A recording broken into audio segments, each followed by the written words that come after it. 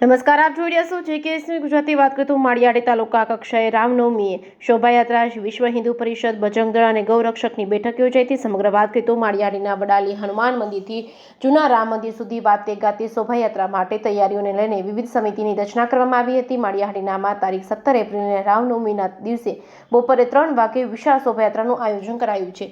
વિશ્વ હિન્દુ પરિષદ બજરંગ દળ ગૌરક્ષકના હોદ્દેદારો કાર્યકરો તેમજ સત્સંગ મંડળ તેમજ વેપારીઓ ગ્રામજનો હાજર રહ્યા હતા।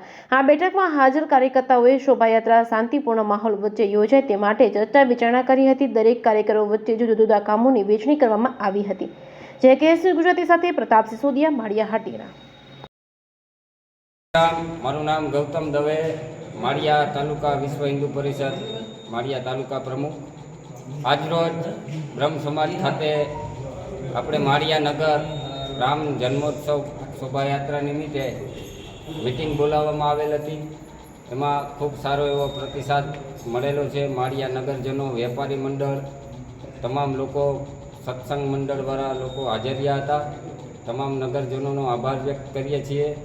અને આવતી 17 તારીખે માળિયાની શોભાયાત્રા જે કેશોદ પછીની બીજી સૌરાષ્ટ્રની શોભાયાત્રા નીકળે એવો પ્રયત્ન માટે બધાએ અમને કોલ આપ્યો હતો।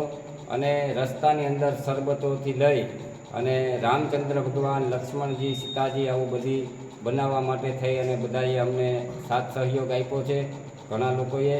અને આવતા સમયમાં આપણી શોભાયાત્રા ભવ્યથી અતિ ભવ્ય નીકળશે। અને જે લોકોને આ શોભાયાત્રાની અંદર ડીજે, રથ, રામ, લક્ષ્મણ, સીતા આવું બનાવવું હોય તો અમારો સંપર્ક કરે વહેલાથી વહેલા। બીજું, આ શોભાયાત્રાના રૂટ ઉપર જે બેનર લગાડવાના છે તો સૌજન્યના જેને બેનર લગાડવા હોય તો તે લોકો પણ અમારો સંપર્ક કરી શકે છે। એટલે જેથી કરીને આપણી શોભાયાત્રા બહુ ભવ્યથી અતિ ભવ્ય સુશોભિત રહી। શોભાયાત્રાનો રૂટ જે છે તે વડલિયા હનુમાન મંદિરથી ચાલુ થઈ મેન બજારમાં થઈ અને જૂના મંદિર માળેશ્વર મંદિર પાસે રામ મંદિરે જઈ અને ત્યાં આરતી થઈ અને સંપન્ન થશે। આવી રીતના મિટિંગમાં બધી ચર્ચા થઈ। જય શ્રી રામ, જય શ્રી રામ।